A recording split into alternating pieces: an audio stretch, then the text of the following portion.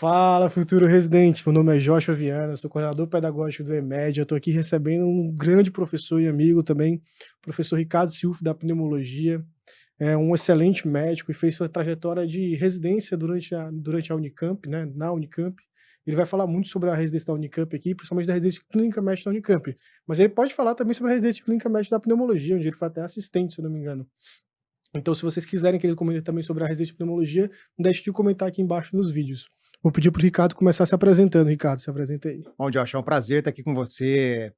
Muito obrigado pelos elogios. É muito gratificante poder conversar e poder conversar sobre residência médica também, que acaba sendo uma trajetória de altos e baixos na nossa vida. Então é muito legal poder transferir esse tipo de conhecimento para quem está por entrar aí, né? Vamos tirar o pano preto da medicina, né? Vamos falar sobre como é que é cada programa, quais são realmente os melhores programas de residência médica e tudo mais. Eu acho que isso é muito interessante. Perfeito. A ideia é trazer os bastidores para vocês, é trazer os principais conceitos de quem já esteve lá, né? É tirar um pouquinho do que tem de melhor e trazer também as informações do que tem de pior do serviço para a correta tomada de decisão, né? Então, eu sou o Ricardo Silva, eu sou pneumologista, formei na Federal do Triângulo Mineiro. Quando eu concluí minha graduação, eu fiquei na dúvida se eu ia de fato para o Exército. Eu queria muito ir para o Exército para conquistar a independência financeira e para não depender de plantões ao longo da residência, para poder focar bastante. Entretanto, ficava naquela dúvida. Em 2012 eu formei, a gente não sabe se vai passar na residência, se vai passar na residência. Então, eu tinha essa dúvida. Depois a gente vai entrar nesse ponto, quando eu falar da minha trajetória, um pouco das provas e da trajetória de aprovação na residência médica. Mas eu acabei por ir para o Exército, fui para o Exército em 2013, em Brasília. Já foi aprovado, Ricardo? Já fui aprovado, fui com vaga trancada e aprovado na Unicamp. Excelente. Que acaba sendo o melhor dos cenários, porque a gente faz um pé de meia, conquista a independência financeira e não depende de plantões ao longo da residência, um outro entrave, eventualmente tem um problema familiar, precisa despender de um pouco de renda e talvez seja um cenário interessante, né? Fui aprovado, residência trancada, fiz 14 e 15, residência de clínica médica na Unicamp, prestei concurso para assistente da unidade de emergência referenciada na Unicamp mesmo. Passei, fui aprovado, fiquei um ano como assistente da unidade de emergência referenciada na Unicamp. Isso é pronto-socorro, né, Ricardo? Pronto-socorro. PS. PS da Unicamp e também PS do Hospital Estadual de Sumaré, que é um hospital também da Unicamp. Tá. Fiquei como assistente por um ano. Depois eu decidi de fato que a especialidade que eu queria era pneumologia. Prestei pneumologia, prestei apenas na Unicamp, porque eu já tinha meus vínculos em Campinas. Passei em primeiro e lá eu fiquei. Fiz pneumologia, fiz mestrado profissional no segundo ano de pneumologia. Vou falar sobre isso para vocês também, é uma trajetória legal. Continuei como assistente da Unicamp e é uma grande instituição e assim, tem muito a agregar em quem entra. E muito interessante, né, Ricardo? Você vai trazer também uma visão de residente e uma visão de assistente. Então, uma visão muito mais global do que a visão puramente da pessoa que fez só a residência. Faltou apresentar só uma pessoa, a nossa corujinha da aprovação, que está aqui com a gente. Aprovação, essa é pé quente. Essa é pé quente. Bom, Ricardo, então, para começar, assim, você foi um cara que colecionou várias aprovações também durante a prova de residência médica, e você tem uma história muito peculiar que concilia muito com o que eu falo muito aqui, que para você passar na prova de residência, você precisa de 3 coisas: questão, questão e questão. Me fala aí, como é que foi sua trajetória para ser aprovado, onde você foi aprovado?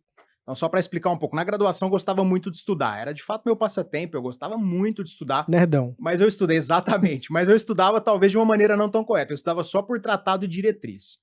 Tratado e diretriz ao longo da faculdade toda, gostava de estudar todo o conteúdo programático que tinha na disciplina, me adiantava e me antecipava aos erros, e gostava muito de formular prováveis questões que cairiam na prova. Nossa, cara. Prováveis questões. Então eu imaginava, falava, isso aqui pode cair na prova de histologia. Quando eu nem pensava em residência, eu já desenhava a questão das questões, né?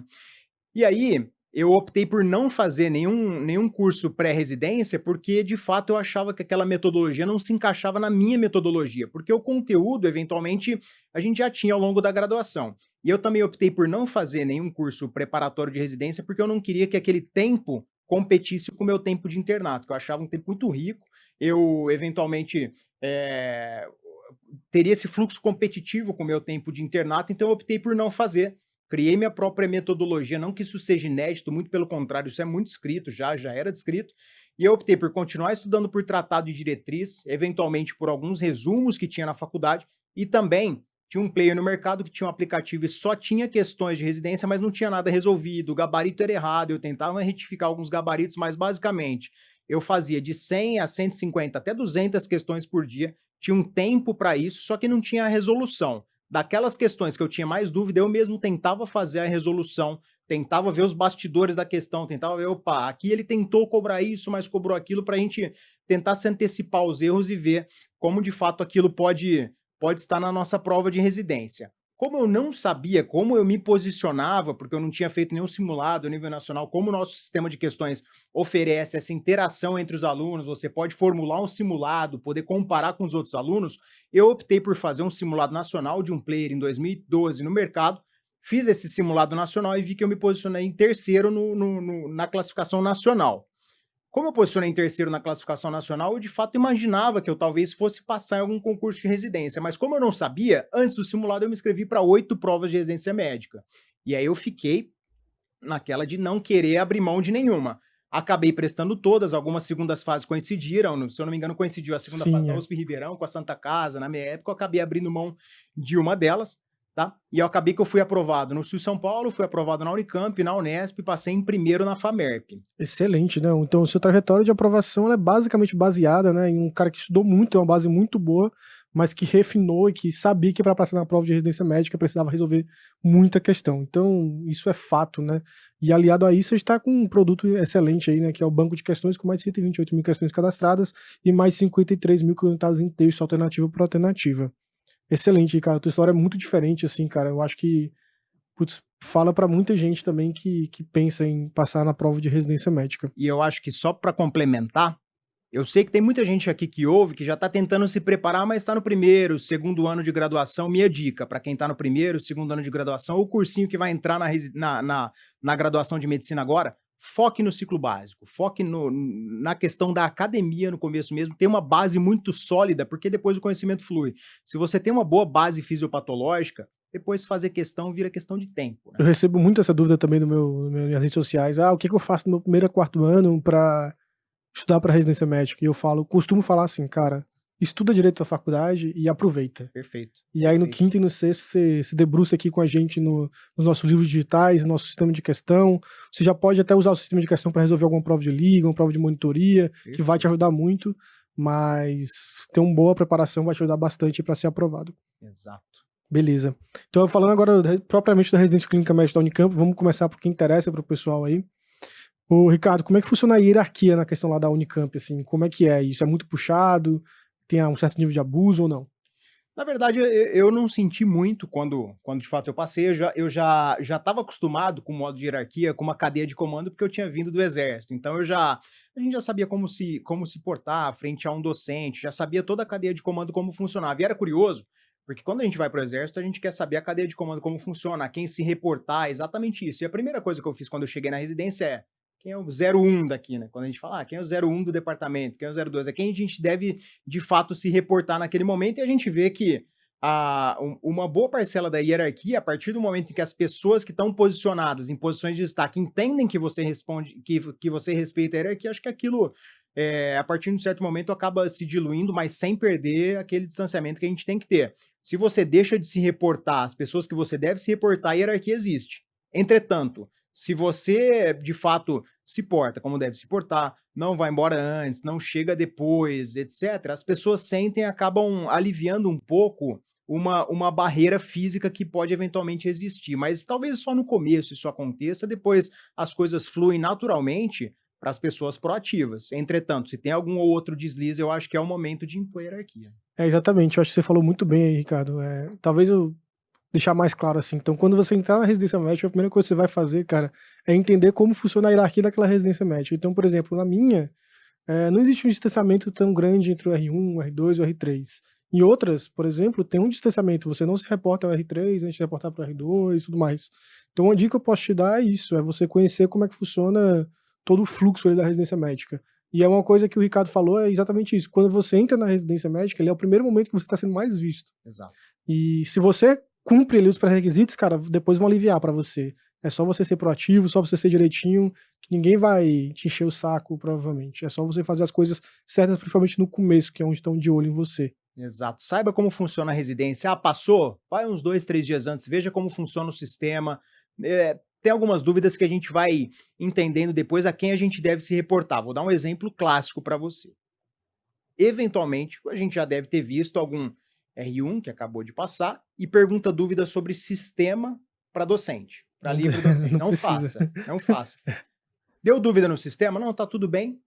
Docente saiu, pergunta para o R2. Ou pergunta para outro R1 que já sabe como funciona e tudo. O R1 da casa, normalmente, né? Exato, normalmente ele mesmo já faz um workshop ali para quem passa, já tenta aliviar isso, tenta saber, tente conhecer, antes mesmo de estar no serviço, os meandros do hospital, como funciona, qual que é o corredor da patologia, onde você vai checar a anatomia patológica, onde você vai solicitar exame tomográfico, se for presencial ou ressonância, fazer o questionário metálico, como funciona. Boa. Então, já entenda os meandros para você se antecipar aos problemas futuros, porque aí na sua primeira visita da clínica médica, você já vai terminar a sua visita com 10 pendências. Se você souber o caminho de pelo menos 5, 6, isso já alivia, sobra 4 para você descobrir. Agora, se você termina tendo que resolver 10 pendências, provavelmente você vai ficar a semana no hospital. Você não vai conseguir passar o seu plantão com pendências por fazer. Pendências eletivas não se passa em plantão de clínica médica, se Sim. passa pendência de urgência. Exato. Tá? Excelente. A próxima pergunta que fizeram é uma pergunta que eu também não sei como é que funciona lá, é como é que funciona o rodízio de clínica médica da Unicamp. Então, como é que é dividida a grade lá do pessoal? As residências de clínica médica elas são muito diferentes aí no país inteiro. O que você pode dizer pra gente? A residência de clínica na Unicamp, ela tem um rodízio um pouco peculiar. Por que eu digo peculiar? Férias no primeiro ano e todo o ciclo do primeiro ano é dentro da Unicamp, a não ser um ciclo que é o ciclo de posto de saúde. Então, é pré-requisito para todas as residências de clínica, então roda um mês no posto de saúde, mas é dentro da Grande Campinas mesmo, não tem grandes necessidades de grandes deslocamentos. Rodízio muito interessante é a enfermaria geral de adultos, que é uma enfermaria de medicina interna, você passa 3 meses na medicina interna, depois você roda com a infectologia. Rodízio muito interessante também é o rodízio da unidade de emergência, do pronto-socorro, onde a gente não participa das fichas do pronto-socorro, tudo isso que nós estamos falando aqui é no período pré-pandemia, tá? Então vamos imaginar que o rodízio segue harmônico do jeito que estava, Sim. tá? Porque muito provavelmente ele vai voltar ao que era. Claro.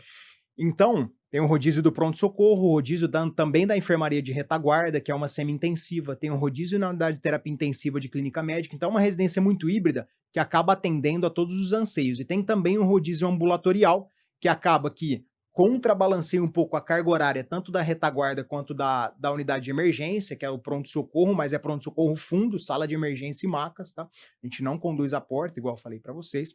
Então, Quem conduz a porta? quem conduz a porta é o médico assistente junto com o interno. Junto com o Entendi. interno e algumas outras especialidades. Por exemplo, medicina da família e comunidade roda um outro dia lá, e medicina de emergência e urgência também roda. Entendi. Então, internou o caso, passa para o residente de clínica médica e ele vai conduzir da maca para dentro. Mas tem necessidade de uma internação curta, 12, 24 horas, quem vai conduzir, quem vai deshospitalizar é o residente de clínica médica.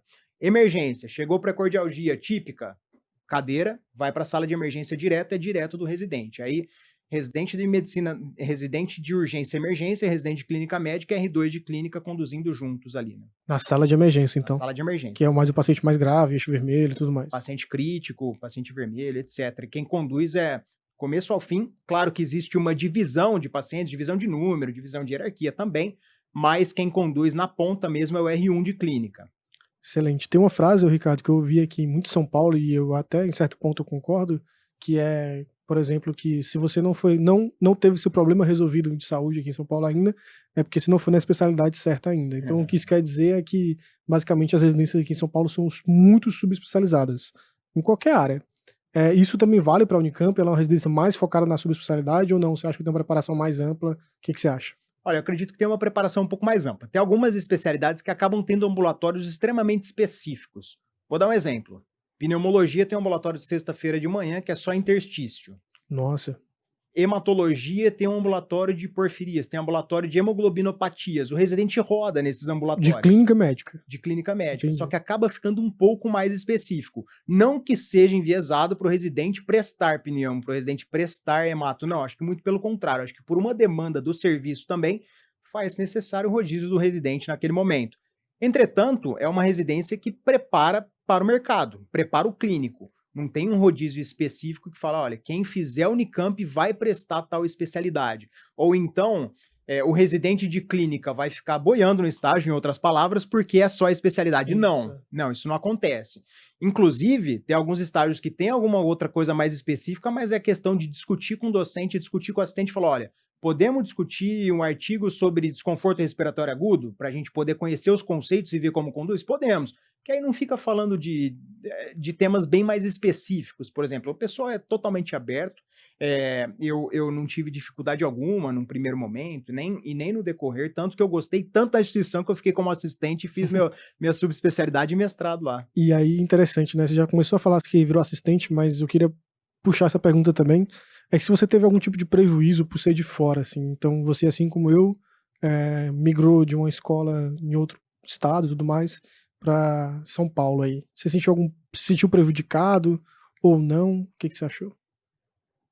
Estaria mentindo se eu falasse que não me senti prejudicado, porque, de certa maneira, todos nós o sentimos. Por quê? Vou dar um exemplo. Eu não estou falando de convívio interpessoal, de relações interpessoais, muito pelo contrário. Eu fui muito bem recebido e agradeço a todos. Tenho grandes amigos na Unicamp. A maior parte dos R+, quando a gente fala R+, por exemplo, eu era o R1, R+, era o R2, R3, R4 da especialidade. Então, esse conceito de R+, R- é exatamente esse. Quando eu era o R2, eu tinha os meus R-, que eram os R1. Fui muito bem recebido. Entretanto, a pessoa que é da universidade, ela parte numa condição de vantagem, pelo menos no primeiro mês ou primeiros 2 meses. Por quê?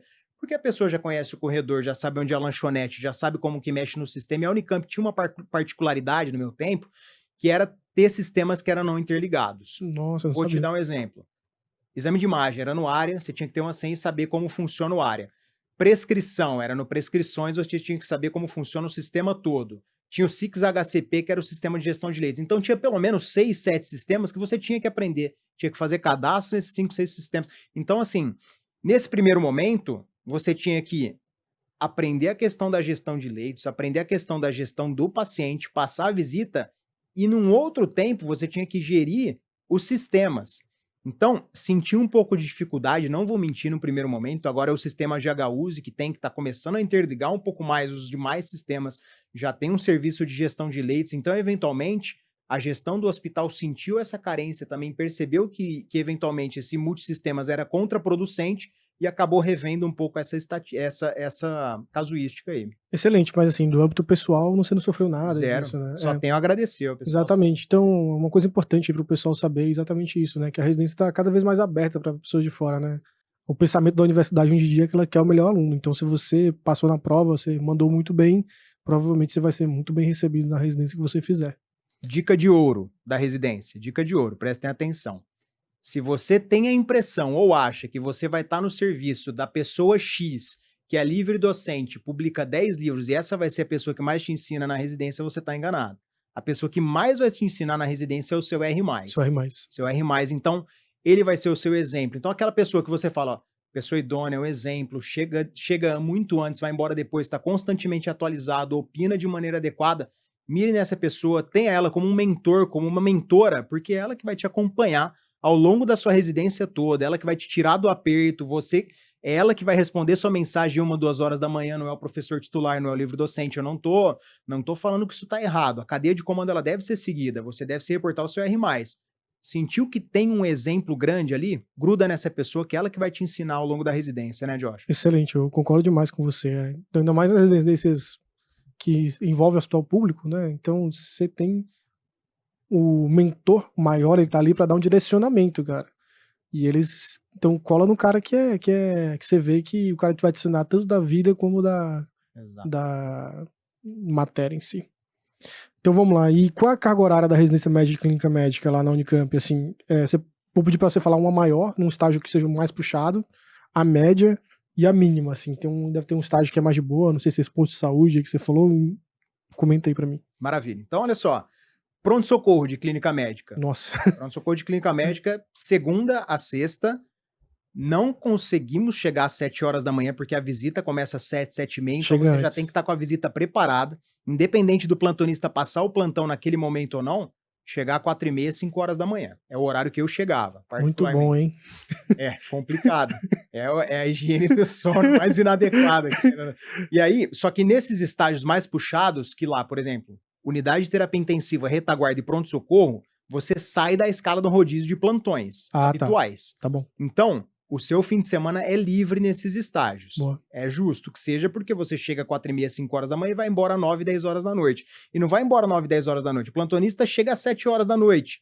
E ele vai te render. Só que eventualmente você tem um catéter central para passar que é eletivo, você deixou algumas pendências para fazer depois, você tem uma tomografia para pedir uma ressonância, para discutir, etc. Que é difícil você passar pendências semi-eletivas ou eletivas para o plantão noturno, porque o plantão noturno tem muita intercorrência para cobrir suas pendências eletivas.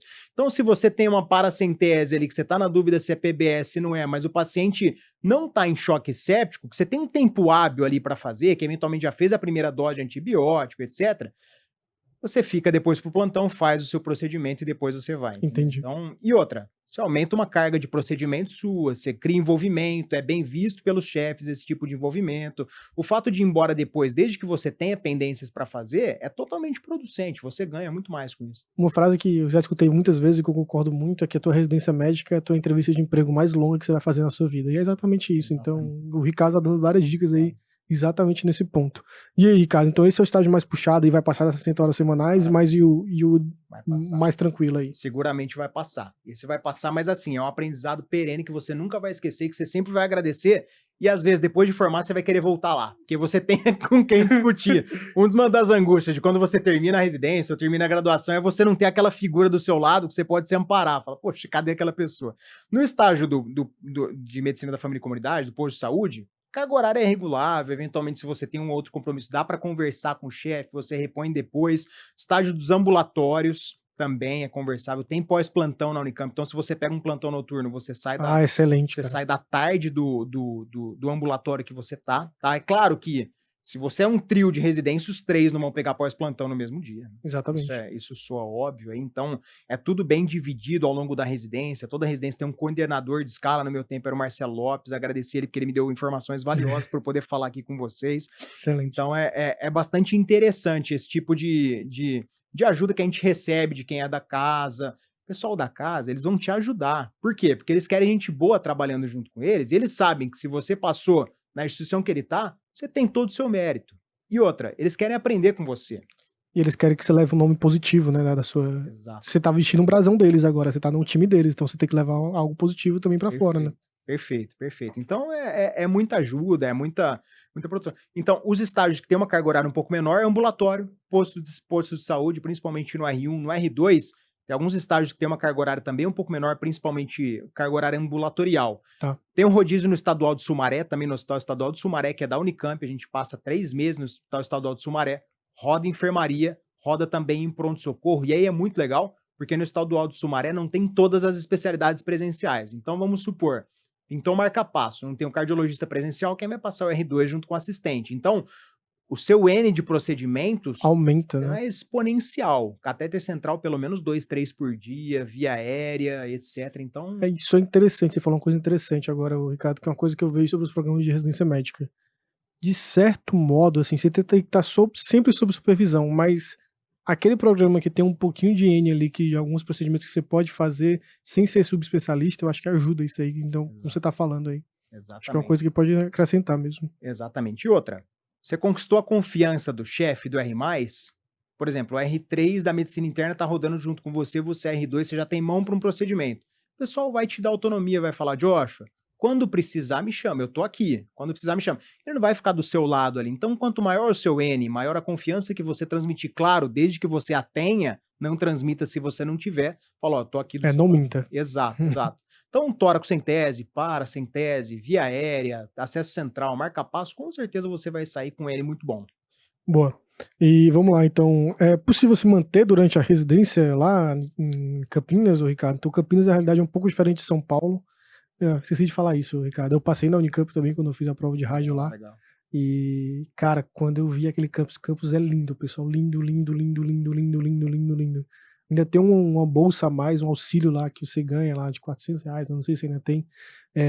Mas o aluguel é mais barato também, então, cara, dá vontade de ficar em Campinas, hein? Exatamente. Na verdade, a Unicamp, ela fica num distrito de Campinas que é Barão Geraldo. Desculpa, é verdade. É Barão Geraldo. Que é bem próximo de Campinas, na verdade, conurbou já, então não faz sentido essa diferenciação, mas existe essa diferenciação, vou falar para vocês por quê. Formações de bastidores. O aluguel em Barão Geraldo é um pouco mais caro do que em Campinas. Ah, é? Então, o aluguel em Barão Geraldo, por exemplo... Mais caro ainda? Kitnet, é um pouco mais caro. A depender do bairro de Campinas, mas, por exemplo, não tem como você chegar às 4h30 da manhã no hospital e morar distante, 5 horas da manhã. Então é um gasto insensível que você acaba que não é um Não vale a não pena. vale a pena, não vale a pena. Quanto que é um aluguel mais ou menos lá em Barão Geraldo? Kitnet com boas condições para você poder morar, por exemplo, vou morar sozinho em uma kitnet, R$ 1.400, R$ 1.500. Tá, a gente tá falando de um valor de R$ 3.000 aqui em São Um Paulo, valor né? de R$ 3.000 aqui em São Paulo e bolsa de R$ 3.000 também, né. É. Então acaba que um ou outro plantão precisa dar se você passar direto e eventualmente precisar desse valor para Tá bom. se manter. Mas dá pra dar plantão durante a residência clínica médica lá ou não? Vou te falar uma coisa, o mercado, ele não é tão aberto a quem chega imediatamente, mas o networking ali, conversa ao longo da residência e outra, o seu desempenho vai ser o seu maior termômetro. Por quê? Exatamente. Se eu dou plantão em um hospital, que tá precisando de gente, eu falo: "Putz, tem essa residente aqui que é simplesmente fantástica, proativa, não precisa pedir, já tá tudo pronto", não que tenha que fazer de maneira automática, muito pelo contrário, mas você tem que agregar proatividade com qualidade, e a pessoa que acaba unindo essas e claro, tem um bom ambiente de trabalho, essa pessoa seja uma pessoa interessante para agregar a sua equipe, é claro, o convite surge naturalmente, Você né. pode ser bom pra caramba, mas se você for muito chato, ninguém vai te indicar, cara. Exatamente, tem que ser bom de vestiário, tem que ser aquela pessoa agradável, conversadora, é claro, tudo da maneira natural e respeitando a personalidade de cada pessoa. Mas sim, existe essa necessidade, né, porque tem a questão do valor do aluguel e tem alguns estágios que eventualmente permitem isso, um plantão, 2 plantões por mês, 3 plantões por mês, é claro, respeitando o seu cansaço, respeitando o conteúdo programático da residência também, afinal de contas a prioridade é a residência naquele É, momento. a prioridade é a residência, pessoal. Residência médica não é hora de ficar rico, né, pelo amor de Deus. Exato, estamos lutando tanto para aprovar vocês, para passar na residência, tem que aproveitar, tem que tirar o que a residência tem de melhor também e, Exato. claro, cobrar, contra-argumentar. Tem aquela máxima do residente chato, entre aspas, né? Que o assistente, na verdade, adora o residente chato porque é quem desafia ele, é quem faz ele estudar, quem faz ele sentir vontade de estar lá presente, Mas passar visita. tem que ter cuidado pra não ser petulante também, né, Ricardo? Exatamente, Tem exatamente. Tem, cuidado com as palavras, pessoal, quando vocês forem residente aí. Tem uma diferença bem tênue que pessoas podem se magoar com comentários eventualmente bondosos, né. E aí não começa fazendo comentário muito inteligente no R1, que você não é muito inteligente. Então espera um pouquinho, baixa a cabeça, baixa a orelha, escuta, deixa pra falar no R2 e no R3. E eventualmente tira dúvida com o R2, fala: "Você acha que eu devo perguntar isso?" Tem o Isso, R2 que é o seu termômetro ali, né, que vai falar: exato. "Ó, é melhor não", ou então vai em frente. Então, isso acontece muito comigo. Então, o cara vem fazer, eu já tenho uma pergunta genial pra fazer. Eu falo, cara, não é genial. Relaxa aí. Boa. Deixa eu te perguntar, lá na Unicamp tem interno também no hospital rodando junto com vocês, não é isso? Interno roda junto também. Existe alguma preferência de fazer procedimento se é da residência de clínica, ou se é do interno? Como que funciona isso? Ou se é dos dois? O que você acha? Acho que é tudo um combinado.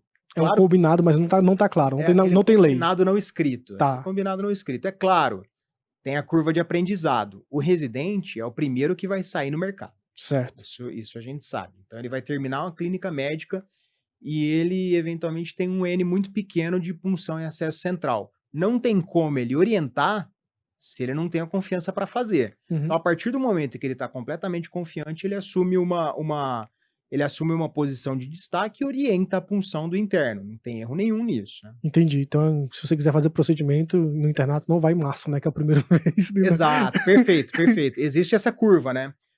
Por volta de novembro, dezembro, os R1s eles estão muito mais confiantes com o procedimento, Entendi. eles passam, né? Então Mas, teoricamente, então a preferência do procedimento é do residente, não é do interno, é isso?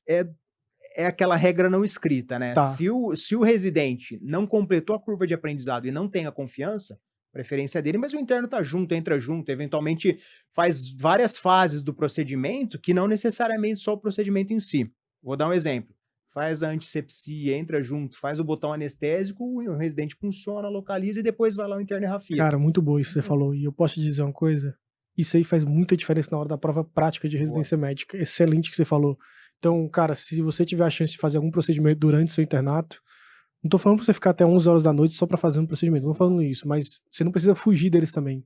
E às vezes não precisa achar que limpar é ruim, não acho que Exato. colocar o campo é ruim, que quando te pediram pra fazer isso na hora da prova prática, você vai se tremer todo, cara. E se você já tiver automático nisso aí, então, putz, eu acho que uma das minhas provas práticas foi fechar a pele de uma incisão abdominal, lá parou. Cara, eu já tinha feito isso N vezes. E, tipo, foi tranquilo pra mim. a prática ajuda na prova prática, então acho que sim, vale a pena você fazer isso aí que o Ricardo falou mesmo. Eu vou dar um exemplo para vocês, meus amigos de internato são testemunha lá da Federal do Triângulo Mineiro. Eu adorava passar sonda vesical e sonda nasointeral. Ah, não, Ricardo. Procedimento. Ah, não. Procedimento.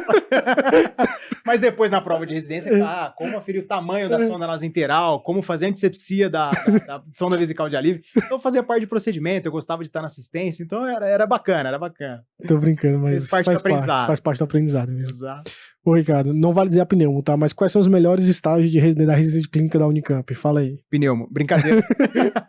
Então tem vários estágios muito bons, muito ricos, todo mundo muito solícito. Tem estágio de cardiologia que é muito bom, estágio de A cardio lá é muito bom também? cardio é muito bom, o estágio tem visitas muito boas, tem profissionais muito bons, professor Otávio Riz, professor André Espósito, Daniel Munhoz, são grandes exemplos de cardiologia que eu sou particularmente fã de todos eles. Posso te dar uma dica? Se você quiser passar em clínica médica da Unicamp, anota esses nomes aí, dá uma olhada Exato. no Google, na hora da entrevista lá você já manda bem. Já veja lá, Enfermaria Geral de Adultos, tem profissionais maravilhosos também, em especial, quando eu estava, professor Sigisfredo Luiz Breneri, professora Cristina Lali, professora Dani Mitch, tem professores incríveis, adoro eles. Carga horária ambulatorial é maravilhosa também, eu gostava muito de rodar na endócrino, a hemato tem chefes espetaculares, excelentes e tecnicamente impecáveis. Você tá enrolando, hein, Ricardo? Escolhe aí, São escolhe todos- 3 aí. 3 melhores? É, 3 melhores. Sem pneumo. sem pneumo. Pô, difícil. Saia justa. Então vamos lá, hemato é um estágio muito bom, muito rico. Na sua visão, cara, não tô dizendo Minha visão. na visão. O que você gostou mais, assim, de... O que eu mais gostei, vamos lá. Eu gostei muito de hemato, por exemplo, no meu mesmo internato, entendeu? Cardiologia, hemato e enfermaria geral de adultos, medicina interna. Acho que Boa. são estágios que mais, porque a gente é muito guiado a exemplos, né? São estágios que têm os maiores exemplos, então eu Valeu, poderia falar excelente. E Ricardo, me fala aí como é que é o acesso à tecnologia e aos exames laboratoriais, porque deixa eu te explicar. Eu vim do Ceará, não sei se você sabe. E, cara, eu não tinha noção da realidade de um hospital público em São Paulo. Alguns hospitais públicos em São Paulo, ainda mais os hospitais escolas. Então, porque, por exemplo, para o cara fazer um PET ou para um cara fazer uma ressonância lá num hospital público do Ceará, demora 2 meses, 3 meses. Então, você não vai demorar muito para fechar o caso. E aí vai discutir com o radiologista, enfim, tudo mais. Como é que é essa realidade lá em Campinas? Vocês têm acesso ou não têm? Como é que é? A Unicamp ela acaba encerrando o hall de procedimentos. Tem PET-CT, FDG, Dotatato, sentido com galho 67. A Nossa. depender, claro, do reagente, né? Tá bom. Mas tem uma disponibilidade muito boa. A medicina nuclear lá é muito rica. Sintilo VQ a gente consegue. Tem Até sintilo? Sintilo VQ consegue. Consegue sintilo VQ eventualmente até na urgência. Caramba! A medicina nuclear lá é muito solícito. Nossa, muito que bom legal. mesmo. Eu ouvi falar muito bem da medicina nuclear mesmo da Unicamp, eu já ouvi falar algumas vezes. É muito, muito, muito bacana mesmo.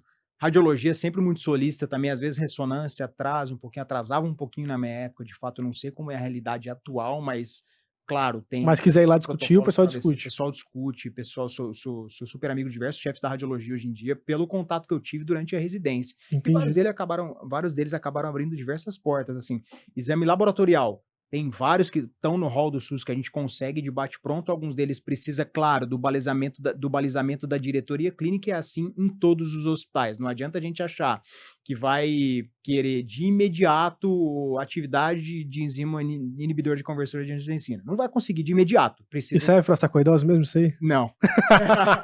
Parcialmente. Não marca essa aí na tua prova, cara. Exato.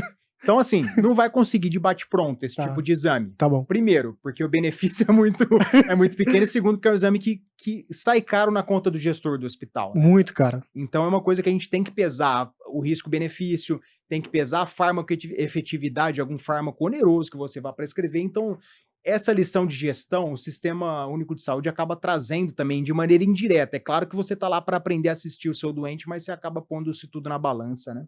Beleza.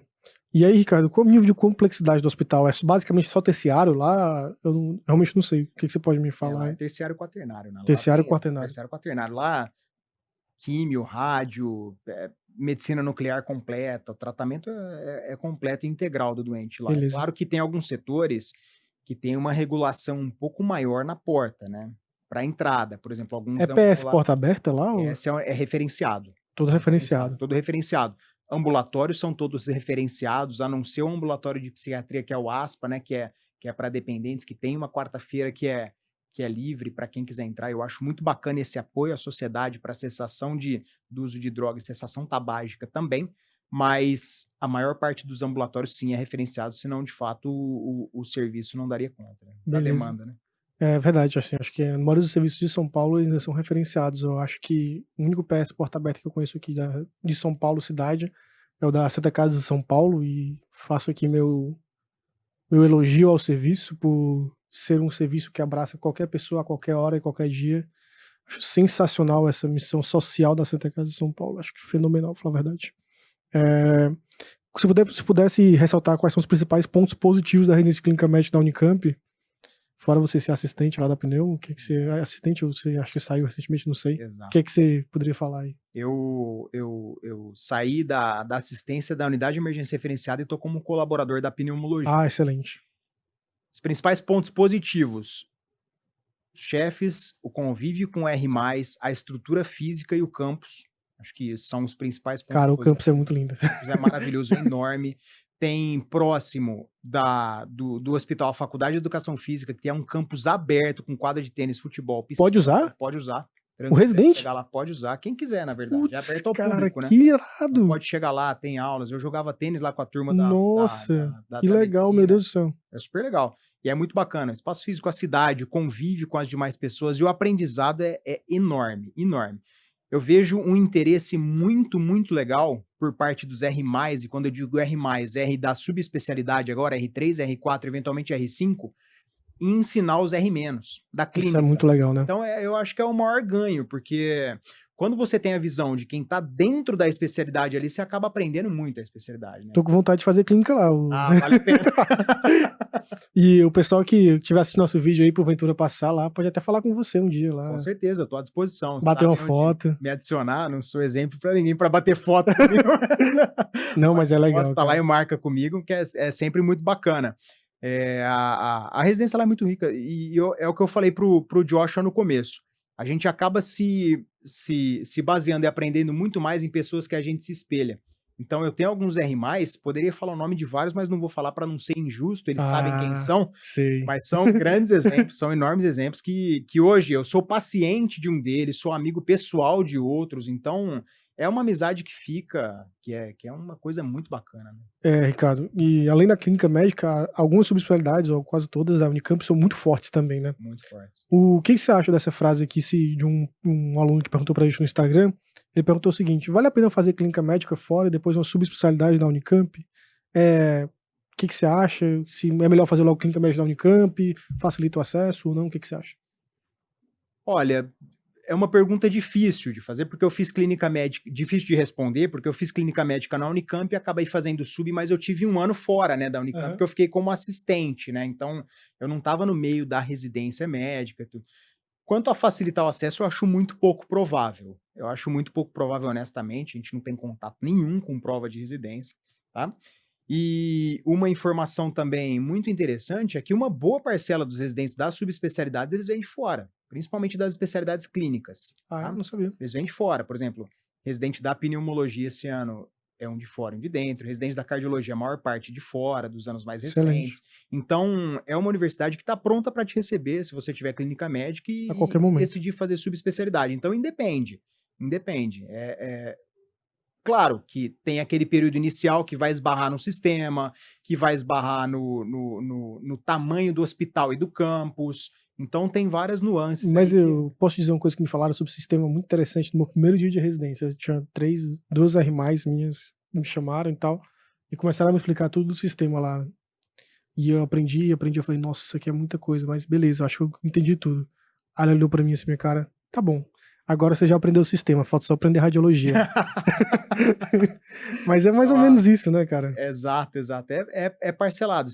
A residência, a gente acredita que vai entrar na residência e vai aprender, por exemplo, no caso da clínica médica, só a gestão, e no caso da radiologia, só métodos complementares, e vai aprender só a interpretar aquele método complementar. Não, não. Muito pelo contrário, você acaba aprendendo a gestão daquele método complementar, você acaba aprendendo indicações, você acaba aprendendo correlação clínico-radiológica. Exato. Então, assim, a residência é muito mais rica do que a gente imagina, só que a gente não percebe no primeiro momento e às vezes tem alguns insights tardios. Isso. Tem várias vezes que eu me pego hoje e falo: "Puxa, é exatamente por isso que eu tive esse dia na residência". Então, às vezes a gente é pego de surpresa com algumas coisas que a gente fez de maneira talvez medular naquele momento, sem saber de fato a importância que aquilo teria, mas hoje a aplicabilidade de tudo aquilo você acaba encontrando, né? E, Ricardo, assim, bem direto aqui, dá para ter um ou outro fim de semana livre na residência de clínica médica lá? Dá para ter. Dá para ter. É claro que tem uma carga de plantões grande, tá? 54, 56 plantões no primeiro ano de No residência. primeiro ano, né? 56 plantões, eu não sei, são 4 semanas por mês, vai dar quanto aí? Sei lá, 2 por mês? Não sei, semana, não sei. Por aí. Tem que fazer a conta aí, pessoal, depois. Exato. E 40 plantões mais ou menos no R2. Então tá, vamos falar aqui, 56 plantões no primeiro ano e 40 plantões no segundo ano. Exato. Esses plantões são de 12 horas, né? 12 horas, quase um pouco mais de 100 plantões, 106 plantões. Agora, o que acontece? No primeiro ano de residência, tem aquela nuance que eu tinha te falado, PS, retaguarda e UTI e férias não concorrem a plantões. Ah, entendi. Então você tem Nossa, junta tudo para fazer nos 8 meses que sobraram. Entendi. Então, estágio de ambulatório, você tem que dar o gás nos plantões. Pegou muito plantão na enfermaria geral de adultos, redirecione e põe no ambulatório. E eu tentava muito pegar plantão no dia seguinte não tinha ambulatório à tarde. Porque se no dia do ambulatório à tarde você vai ficar no rodízio, vou dar um exemplo, da endócrino e tem um ambulatório de hipotiroidismo toda quarta-feira à tarde. Se você pegar plantão toda terça-feira à noite, você não vai fazer nenhum ambulatório de hipotiroidismo. Exatamente. Então pegue plantão no dia que não tem ambulatório à tarde, porque residência é hands-on. Você só aprende trabalhando ali de fato, né? Você concorda que a residência médica é o período de maior aprendizado do médico? Eu concordo. Concordo, e principalmente se você conseguir agregar a aplicabilidade daquilo, é claro, ao ensino, grude no interno, o interno vai querer ter você como exemplo, tente explicar o que você está fazendo, que aí você aprende dobrado. A melhor forma de se aprender é ensinando, não tem a menor dúvida, você acaba... Passar perrengue. Passa aperto, fica junto com o interno, se deu dúvida, chama o assistente, tá? Então, o aprendizado mais constante que tem é aquele que você chega na sua casa, pegou um caso da residência médica, chega na sua casa, começa por artigo de revisão e meta-análise. Pega vários. Fala, puxa, eu vou chegar no diagnóstico desse paciente, ou então, se eu não vou chegar no diagnóstico, eu vou tentar desfrutar o máximo do que esse paciente tem para me oferecer. Tem um chefe da Unicamp que fala sempre, eu não preciso saber o que esse paciente no momento tem, eu não preciso saber a cura para aquela doença naquele momento, mas eu preciso saber o que eu ainda não aprendi com aquele paciente. Se você já sabe tudo de porfiria cutânea tarda, tem um doente que está internado de porfiria cutânea tarda, ele está com anticoagulante profilático? Tá. Quais são as indicações? Quais os critérios para você prescrever? Lesão aguda de mucosa gástrica. Tá usando omeprazol? Tá. Tem indicação? Para que tá usando? Você tá mobilizando ele do leito? Então, assim, tem cuidados clínicos, medidas de segurança do paciente, então você nunca vai conseguir encerrar todo o aprendizado que aquele paciente tem para te oferecer. Então, antes da alta, tenha um caderninho, anote tudo que você deixou de estudar daquele paciente para você não perder aquele aprendizado, porque ele é único na vida. Assim, tem uma frase sobre aprendizado que eu nunca vi ninguém falar, mas o que eu adoro, hoje em dia, o que eu vejo as pessoas que eu acho mais inteligentes, das pessoas que eu tenho contato, é quando o R1 me traz uma dúvida, eu não sei responder, e eu não sei, enfim, e aí eu levo para o assistente também a dúvida, e ele fala com convicção o seguinte palavra: eu não sei. Não sei. Essas pessoas são as melhores. Essa pessoa é a pessoa mais inteligente que tem, porque essa pessoa ela tem a capacidade de entender toda a caixa de conhecimento que ela tem e aceitar que aquela coisa não faz parte daquela caixa de conhecimento e que tem duas respostas para ela. Ou a gente não sabe a resposta ainda, ou ele não soube aonde procurar. Nossa, isso é Perfeito. Muito interessante, e eu acho que essas pessoas são realmente as mais inteligentes. E eu falo de verdade, eu já vi muito médico graúdo, assim, top, falar eu não sei. Eu acho que é top. Faz parte da segurança da pessoa ela assumir que ela não Nossa, sabe. Eu acho que é muito mais seguro uma pessoa que fala eu não sei. Já fica aí uma dica do Joshua, sábia para visita do R1. Segunda visita, você vai querer saber tudo, você não sabe? O assistente perguntou, você fala automaticamente, professor, me desculpe, eu não sei, mas eu vou me apropriar desse dado e falo na próxima visita. Exatamente. Então, sempre que você for colocado contra a parede, em qualquer situação, a sua resposta vai ser, eu não sei, mas eu vou fazer isso, isso, isso para melhorar. Trace metas, né? Trace metas. Fala, olha, eu vou te trazer essa resposta amanhã, pode ser, se eu não encontrar, a gente procura junto. Exatamente. Tá, faz parte do aprendizado. Procurar junto é bom porque o cara vai sumir na hora. A pessoa pede férias. Pede férias. Beleza.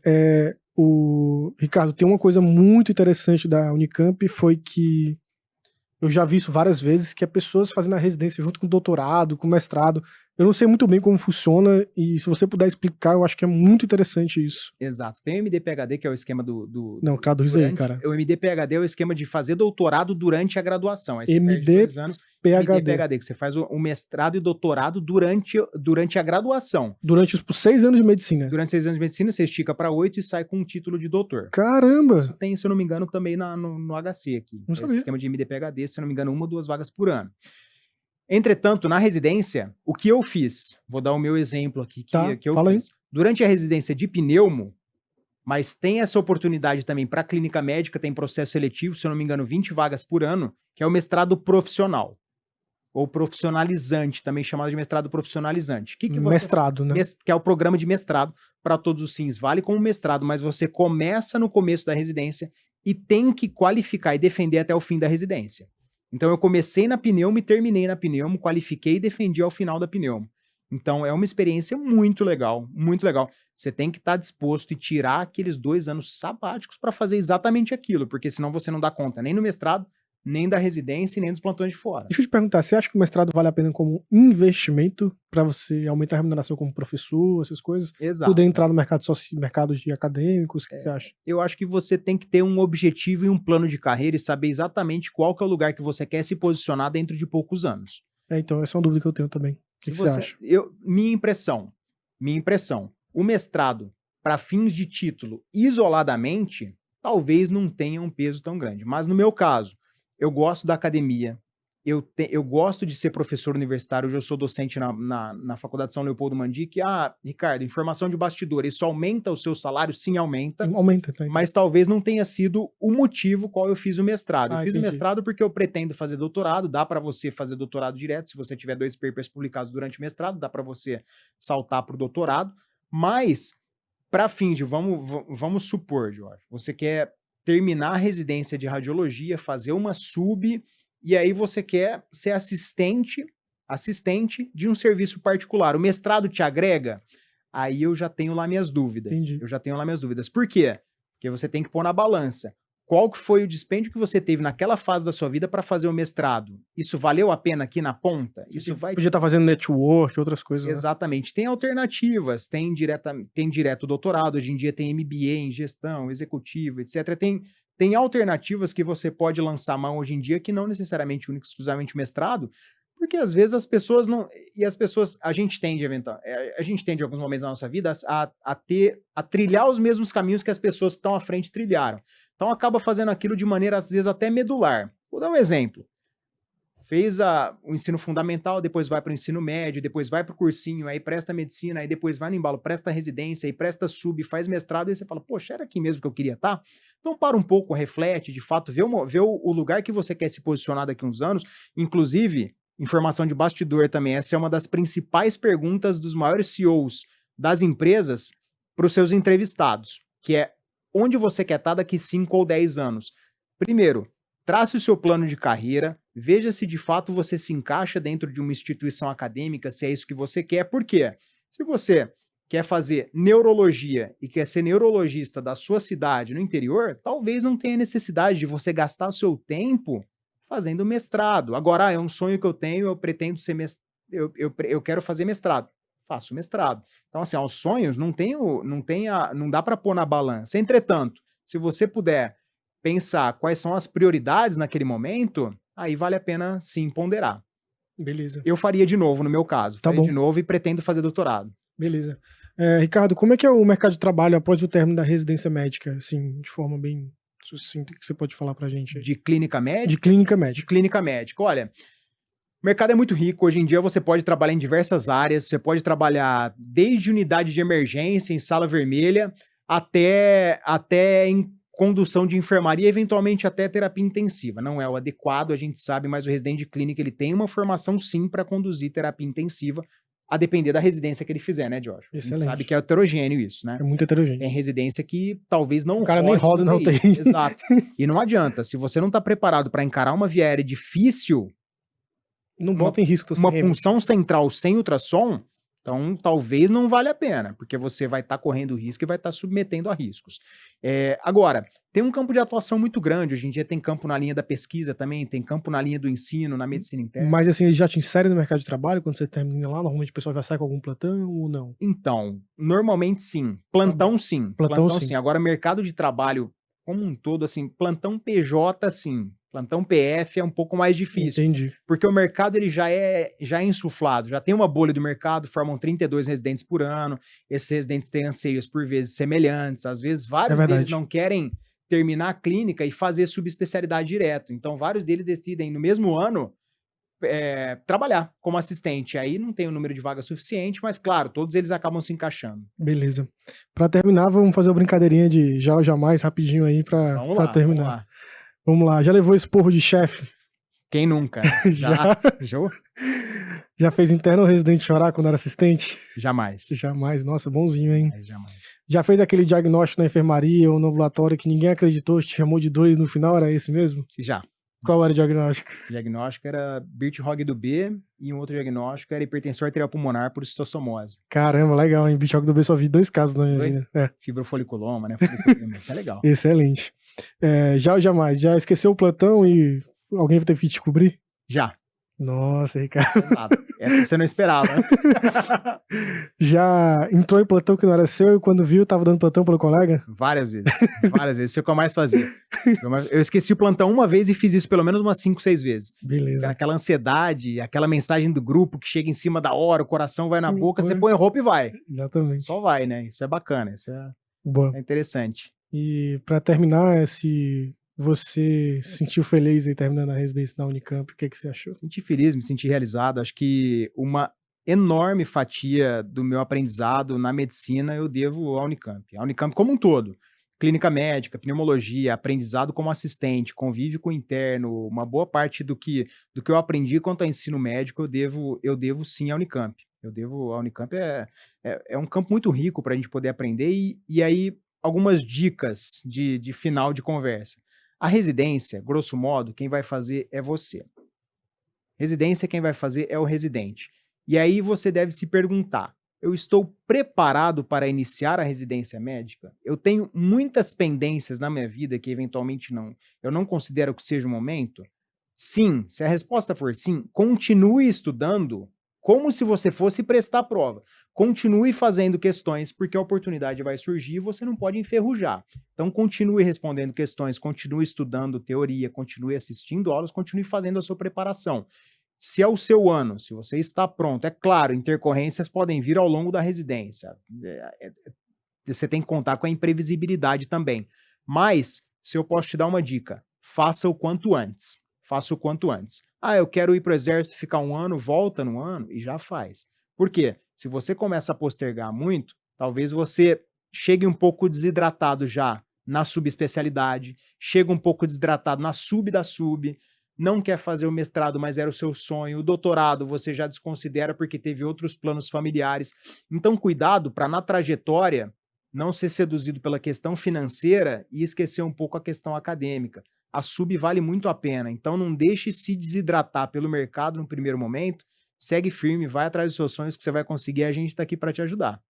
Excelente, Ricardo. Então, me despeço aí do pessoal, vou pedir para todo mundo seguir nas redes sociais do Estratégia Med. Meu nome é Joshua Viana, foi um prazer estar com todos vocês aí, o Estratégia Med vai fazer mais vídeos como esse. Se você quer alguma especialidade que a gente não fez, basta comentar aqui embaixo nos comentários. Se quiser que a gente traga o Ricardo de novo para comentar sobre a pneu, é só pedir para também nos comentários. E, Ricardo, se quiser dar uma palavra final aí, te encerra. Isso aí, eu só quero agradecer ao convite, né? Várias dicas aí para o pessoal que está pensando em ingressar na residência. Se eu posso dar uma dica de ouro para o residente de clínica médica chequem as culturas diariamente, porque é elas que vão te pegar no momento da visita, porque você vai falar que não está pronto, vai checar no sistema e vai estar. Então ela é a dica de ouro da residência de clínica médica. Pessoal, muito obrigado, foi um prazer estar aqui com vocês. Se você chegou até aqui, segue o nosso canal aqui, né, Josh? Exatamente. Dá um like nesse vídeo, isso ajuda muito a gente no engajamento e também ajuda vocês, tá bom? Obrigado, pessoal. Obrigado por tudo. Valeu.